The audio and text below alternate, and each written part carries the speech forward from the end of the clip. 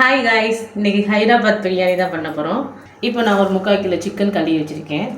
1/2 kilo அரிசி தான் போட போகிறேன். 3/4 கிலோ சிக்கனுக்கு உப்பு,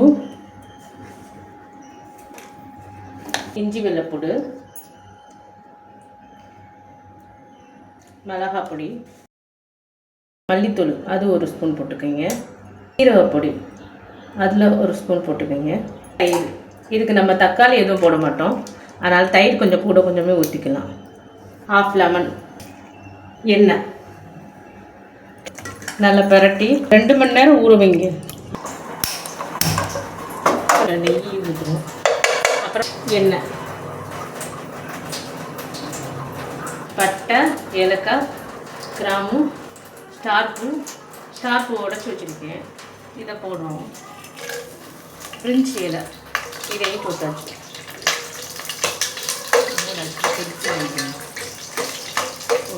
வெங்காயம்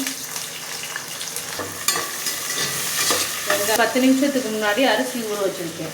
அரிசிக்கு உல வைக்க போகிறோம். நல்லா செவக்க வறுக்கணும். உல வைக்கிறோம். கரெக்டாக போட்டுக்கோங்க. சோறை வடித்ததுக்கப்புறம் ஒன்றும் செய்ய முடியாது, அதனால் டேஸ்ட்டு பார்த்துக்கோங்க. உப்பு கரெக்டாக போட்டுக்கோங்க.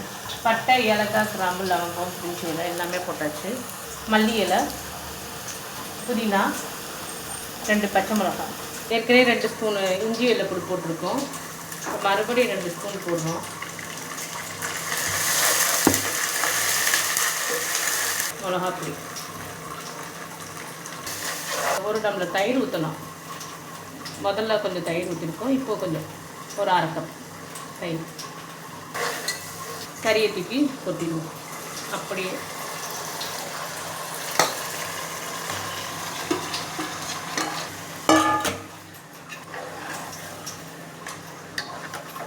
தண்ணி ஊற்ற வேணாம். பச்சை மிளகா ஒரு 5 பச்சை மிளகா போட்டுக்கோங்க. புதினா கீரை ஒரு கைப்பிடி போடுங்க.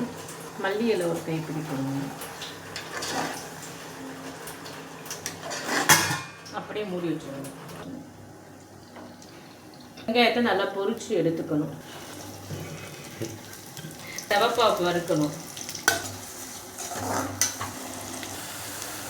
உப்பு இப்போயே கரெக்டாக போட்டு அந்த கிரேவிக்கு கரெக்டான உப்பு போட்டுடணும். சோறு வடிக்கிறதுக்கும் கரெக்டான உப்பு போட்டுடணும். அரிசியை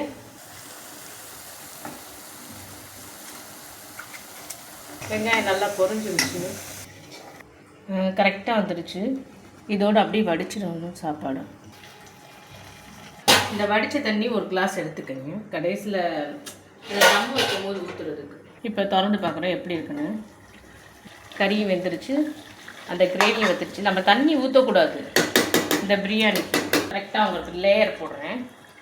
முந்திரி, கிஸ்மிஸ் பழம், முந்திரி பருப்பு எடுத்து லேயர் போடணும்.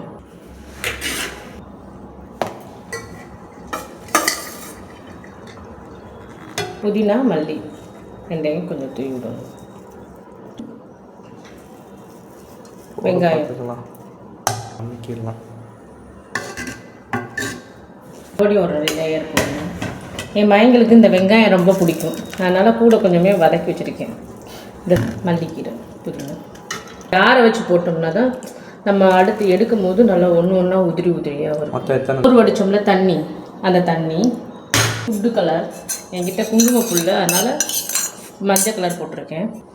நெய், வெங்காயத்தை தூவி விட்ருவோம். 2-3 இது போட்டாச்சு. இப்போ கலர்,